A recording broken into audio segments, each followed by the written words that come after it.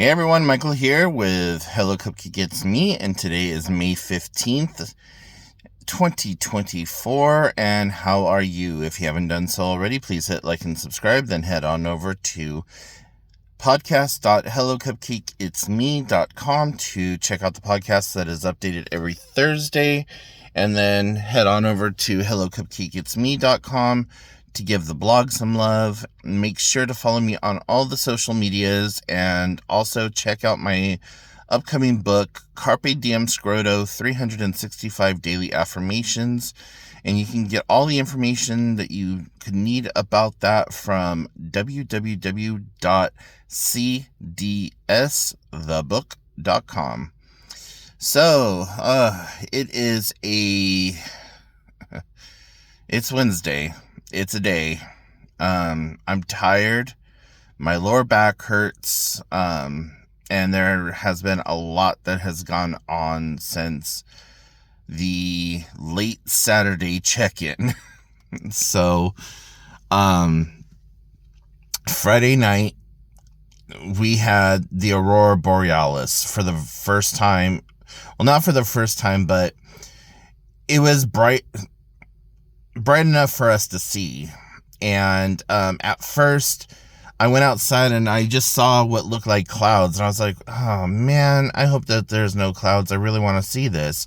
So I switched my camera on and put it into night mode, and I snapped a picture of the clouds behind my trees, and sure enough, it was the Aurora Borealis. And I was like, fuck yeah.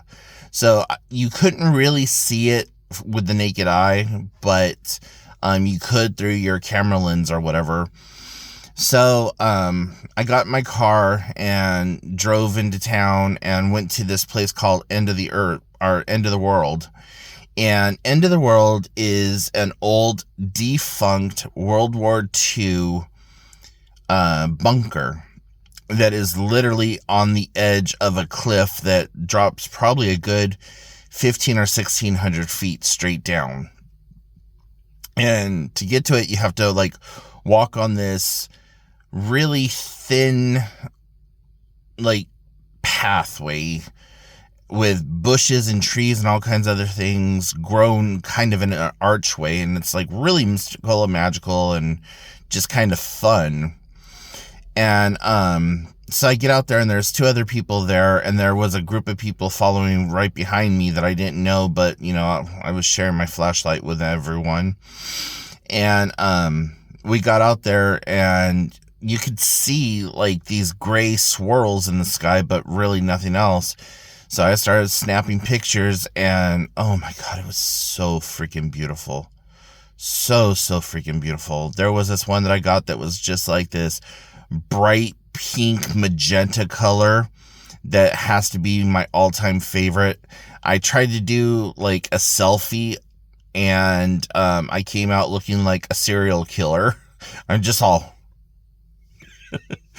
with these beautiful lights going on behind me. So but yeah, that was really awesome, really magical, very special. And I would love to be able to go up to, Alaska or something like that and see them where you can actually visually see them with the naked eye. But that was awesome. And then Saturday, I spent all day Saturday going grocery shopping with a friend of mine. And that was an experience. Sunday, I just stayed home and died. I got up long enough to make my phone call to my mom that I usually make every Sunday. I did a little bit of work on my computer, and I was like, I need memes. Go night-night. And so I went in, I laid down, and I slept hard for about 3 hours or whatever. That type of sleep that you wake up and you have drooled the entire contents of your body onto your pillow.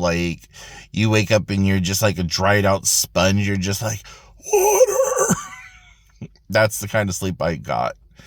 And then I got back up and I got myself dressed, drove into town, and went to Goodwill and did a little bit of grocery shopping at Safeway and places like that. And then I came back home, put all that stuff away, crawled back into bed, and passed out for like another 2 hours. And it was nice. And it was so fucking hot this weekend. Like, I know when I say the temperature, you guys are going to be like, oh, that's not hot. But, you know, I come from Palm Springs, California, where it's like 130 degrees in the shade. So moving to the Pacific Northwest, where, you know, you start wearing shorts at 55, 60 degrees because it's warm, you know, I'm now acclimated to the Pacific Northwest. And so anything above 65 degrees, and I'm just like, so yeah, it was 85 and it was just freaking disgusting. Saturday it was 85. Sunday it was like 75, 80. I was just like, oh my God, kill me. So I turned on the air conditioner in my bedroom and I just laid in my room with like nothing on but just a pair of underwear. And I was just like, you know, had both fans going. The other thing that I did on Sunday was every year I take my fans apart, my box fans, and I give them a thorough cleaning. I wipe down the fan blades. I take some WD-40 and I spray it in and along the motor mount and